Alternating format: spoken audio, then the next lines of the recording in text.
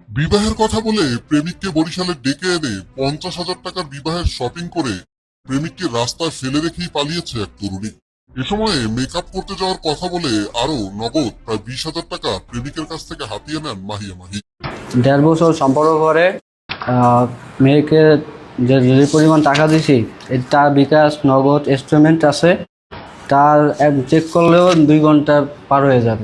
জানা যায় গত 5ই মে প্রেমিকা মাহিয়া মাহির আশ্বাসে ঢাকা থেকে বরিশালে ছুটে আসেন যুবক আলামিন।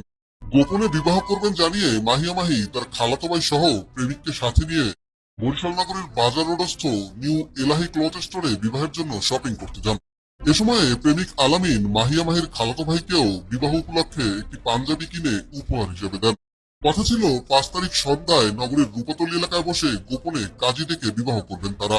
এজন্য বধূ সাজতে আলামিনের কাছ থেকে আরো 20,000 টাকা নগদ অর্থ নিয়ে খালাতো ভাইকে সাথে করে পার্লারের উদ্দেশ্যে রওনা হন মাহিয়া মাহি। এর কিছুক্ষণ পরেই নিজেদের ব্যক্তিগত মোবাইল ফোন বন্ধ করে ফেলেন প্রেমিক মাহিয়া মাহি। পরে প্রতারণার শিকার ওই যুবক জানতে পারেন মাহিয়া মাহির বিবাহ হয়েছে আরো 3 মাস আগে। যে যুবককে সাথে নিয়ে খালাতো ভাই পরিচয়ে বিবাহের শপিং করতে এসেছেন মাহি, সেই ব্যক্তি তার খালাতো ভাই নয়, বরং ওই যুবকই মাহির বিবাহিত স্বামী। ফেসবুকে ওর সঙ্গে আমার পরিচয়, পরে এক কথা বলতে হচ্ছে একটা সম্পর্কে আমরা ভালোবাসার সম্পর্কে জড়ায় যাই। বাজার রোড এলাহি মার্কেটে আমরা যাবতীয় যে কেনাকাটা লাগে সবকিছু করছি বরিশালের বিটুল বিচে। আর পরবর্তীতে ও আমাকে বলে যে পার্লারে যাবে, বিউটি পার্লারের কথা বলে যে বিউটি পার্লারের টাকা আর কাবিনের যে যাবতীয় টুকটাক যে খরচ আছে এটি মিলে ও আমার কাছ থেকে এটি বললে 20,000 টাকা হ্যান্ড ক্যাশ নিয়ে যায়।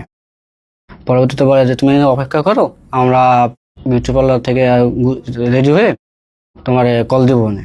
স্বামীকে সাথে করে নিয়ে এসে প্রেমিকের কাছ থেকে প্রায় 70,000 টাকা হাতিয়ে পালিয়েছেন তিনি। বার্তা বাংলা, সত্যের সন্ধানে, দেশের পাশে, জনগণের কণ্ঠে, সবসময় সত্য নিউজ।